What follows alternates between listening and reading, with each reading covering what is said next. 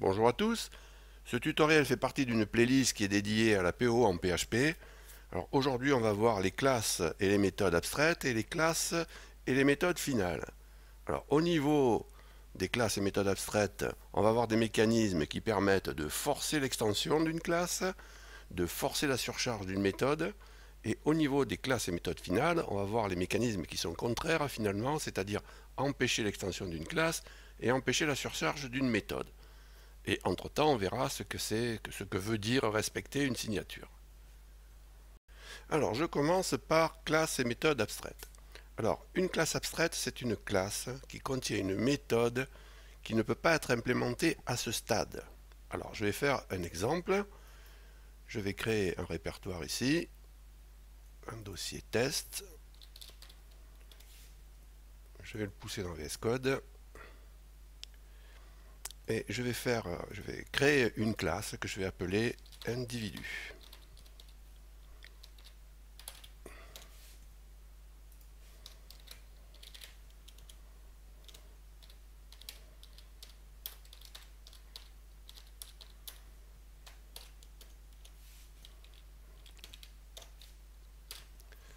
Donc, dans cette classe, je vais déclarer deux propriétés. Une propriété que je vais appeler la taille de l'individu. Une autre propriété que je vais déclarer, que je vais appeler le poids. Puis je vais déclarer une méthode publique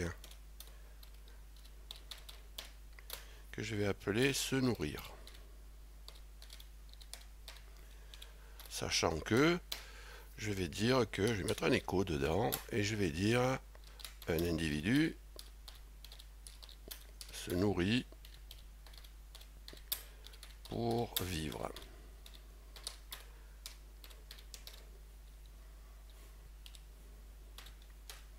Voilà. Alors maintenant, je vais rajouter une autre méthode public function et je vais l'appeler se vêtir.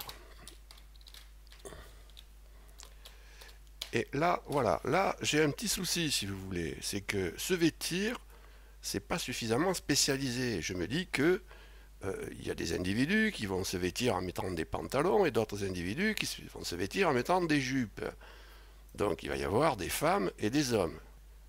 Et à ce stade-là, la propriété se vêtir n'est pas assez spécialisée pour couvrir ces deux cas de figure. Donc à ce stade, finalement, je ne sais pas coder se vêtir. C'est trop abstrait, je ne sais pas coder. Donc PHP me permet de le dire et de continuer mon codage, si vous voulez, ma spécification. Donc pour ça, qu'est-ce que je vais faire? Je vais mettre le mot réservé abstract devant la fonction, la méthode se vêtir. Alors si j'ai une méthode abstraite, et ça porte bien son nom, puisque à ce stade, je ne suis pas suffisamment concret, donc je fais une méthode abstraite. Alors si j'ai une méthode abstraite, il faut que la classe soit abstraite. Une seule suffit. Donc il faut mettre le mot réservé abstract devant classe. Et ici, il faut mettre le mot réservé abstract devant public si vous voulez respecter les PSR. Alors, une fois que j'ai fait ça, si je veux continuer à respecter les PSR, il faut que je mette le mot réservé abstract ici. Et dans ces conditions, il faut que je renomme ici et que j'ai le même nom de fichier que le nom de classe. Donc je résume. Ici, j'ai une méthode que je ne peux pas implémenter. Donc si je ne peux pas l'implémenter à ce niveau, c'est qu'il va falloir l'implémenter dans des classes filles. Il va falloir la surcharger dans des classes filles plus spécialisées. Et il y aura au moins deux cas de spécialisation, sinon il n'y a pas lieu de spécialiser. S'il n'y a pas deux cas, on le fait ici, s'il n'y en a qu'un seul. D'accord? Donc je vais le faire. Je vais écrire classe, homme, extends, individu.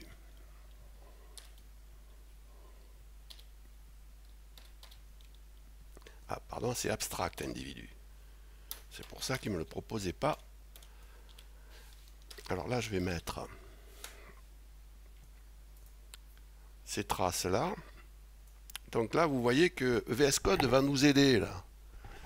Tout au long du processus d'implémentation, il va nous dire ce qui ne va pas et ce qu'on a à faire. Et vous voyez, il nous dit la classe homme contient une méthode abstraite et doit être déclarée abstraite et implémentée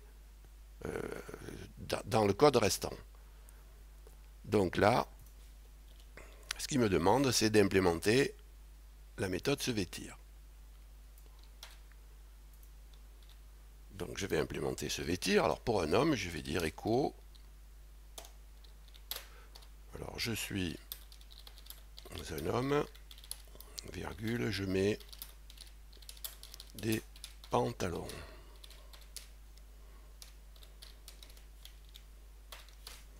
Et puis je vais faire le cas des femmes.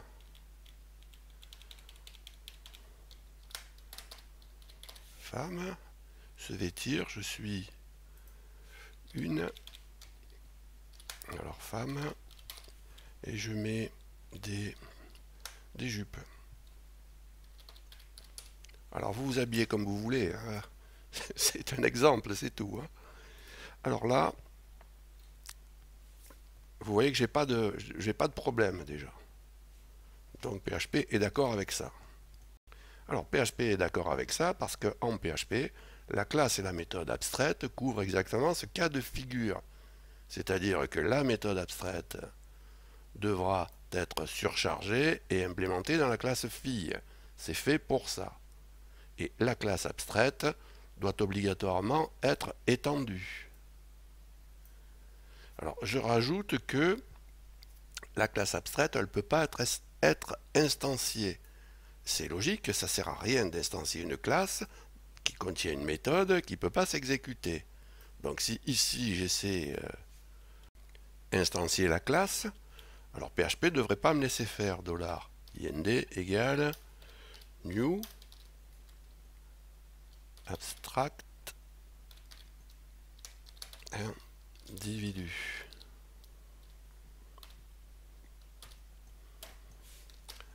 Donc là, je vais lancer un serveur.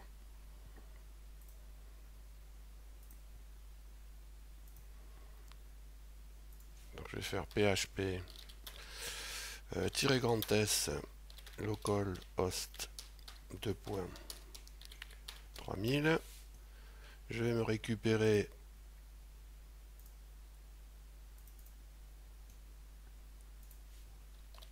un navigateur et c'est individu, c'est abstract. Ah, je devrais changer le nom là, abstract individu. Bon, c'est pas grave, on va voir.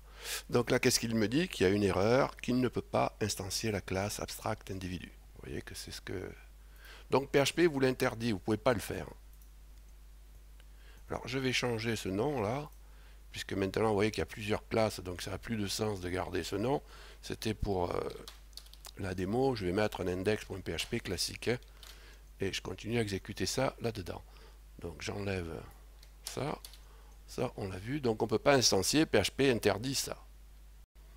Alors c'est pas pour autant que la classe abstraite ne peut pas contenir de constructeur. Vous pouvez mettre un constructeur ici, il n'y a pas de souci.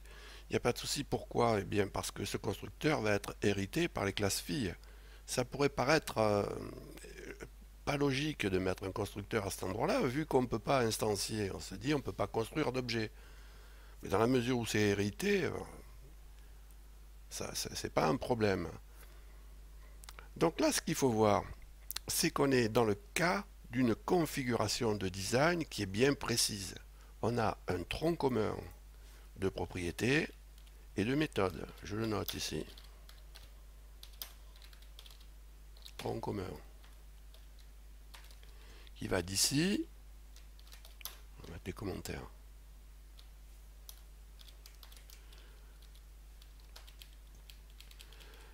Ici à là. Ici à là, vous avez un tronc commun. Et ensuite, vous avez quelque chose d'abstrait. Donc là, vous héritez en fait d'une spécification. On dit aussi une signature. Donc il faut faire la différence, vous voyez, entre l'héritage ici d'implémentation et l'héritage de spécification. Donc l'héritage de spécification, là, du coup, c'est des contraintes, puisque vous devez implémenter dans une fille en respectant la spec. Donc c'est pour ça que souvent on parle de contrat entre la classe mère et la classe fille. Alors maintenant, je vais essayer de faire une petite exécution. Pour ça, je vais instancier un homme. Alors new homme. Et je lui dis de se vêtir. Et je vais prendre une femme aussi.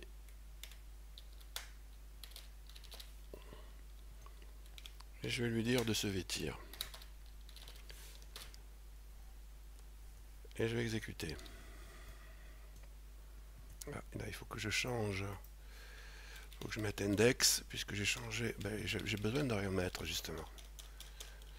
Voilà. Donc, je suis un homme, je mets des pantalons. Je suis une femme, je mets des jupes. Alors, on va continuer. Je vais me remettre là-dessus. Donc, maintenant, on va regarder ce que veut dire respecter une signature. Donc, moi, je parle de spec. Enfin, je dis spec, mais bon, en PHP, on dit signature. Hein. Quand on a une déclaration comme ça de méthode, on appelle ça une signature en PHP. Donc, il faut reprendre cette signature dans la classe fille, ici. Et on ne peut pas changer grand-chose, si vous voulez, entre la classe fille et la classe mère. Alors, on va faire des modifs, on va voir ce qu'on peut changer ou pas. On va céder donc ici des indications que va nous donner VS Code. Entre nous, soit dit, il faudrait que je vous montre. C'est cette... il faut une extension qui est là pour pouvoir avoir les informations que j'ai. Hein. Alors, qu'est-ce qu'on va essayer de faire là? Alors, on peut changer ici la déclaration de visibilité. Ici en particulier, je pourrais mettre protected. Alors, c'est ce qu'on fait en général quand on veut qu'une propriété soit visible dans les descendants et pas public. Donc ça, il n'y a pas de souci, il l'accepte. Ensuite, il va falloir mettre une liste de paramètres. Il va falloir respecter la liste des paramètres. Donc pour ça, je vais en mettre une, plus exactement.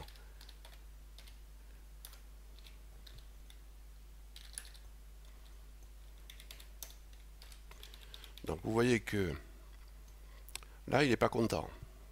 Il y a des paramètres dans la spec, dans la signature, il n'y en a pas dans l'implémentation. Donc ça, si vous ne respectez pas la liste, il ne vous autorise pas. Donc je vais mettre la même liste là. Je vais le faire sur une seule. Ce sera plus...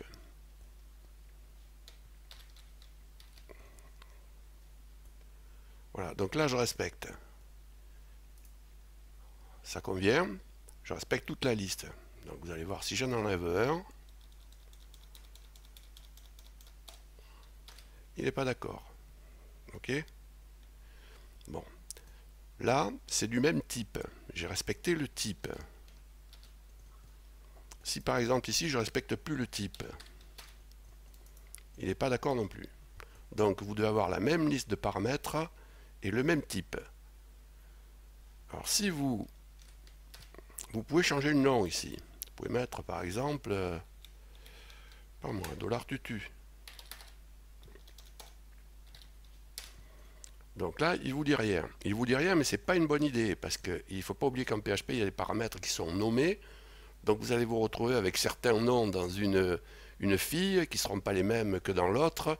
C'est pas une bonne idée. Dans la doc, ils disent de ne pas le faire, ça. Donc on ne le fait pas. Ensuite, qu'est-ce qu'on peut faire? Qu'est-ce qu'on doit respecter? On doit respecter la valeur de retour. Si par exemple ici, je mets 2 points int, eh bien là il va me dire, regardez ici, pour être compatible, tu dois mettre, qu'est-ce qu'il me dit, méthode n'est pas compatible. Bon, il ne m'en dit pas plus. Bon, donc il va falloir mettre ici un int pour être compatible. Alors il est toujours pas content. Alors j'ai pas sauvegardé. Est-ce que c'est ça? Non. expected type int find found void. Ah ben oui, mais là je retourne rien. Il faudrait peut-être lui dire return 0. Voilà, là maintenant ça lui convient. Alors ce que vous pouvez changer par contre, c'est la valeur par défaut des arguments, des paramètres. Là, on peut mettre par exemple ici vide. Et là, il faut en mettre un quand même. Vous voyez, si vous n'en mettez pas, il n'est pas d'accord. Mais on va pouvoir mettre autre chose, je pense. Voilà, on peut mettre une autre valeur par défaut, ça. Il accepte et je crois qu'on a fait le tour là. Donc là, je vais enlever tout ce que j'ai fait pour les signatures pour pouvoir continuer. Enlever ça. Je vais enlever ça.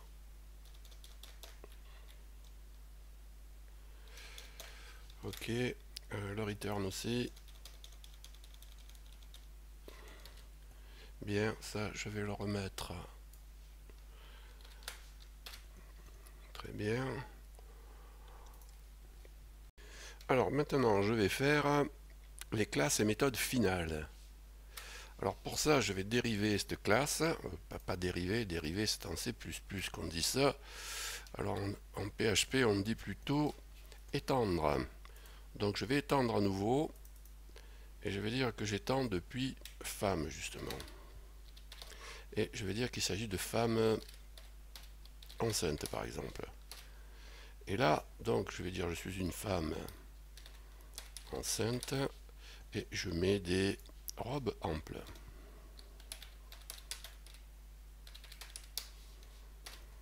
Voilà.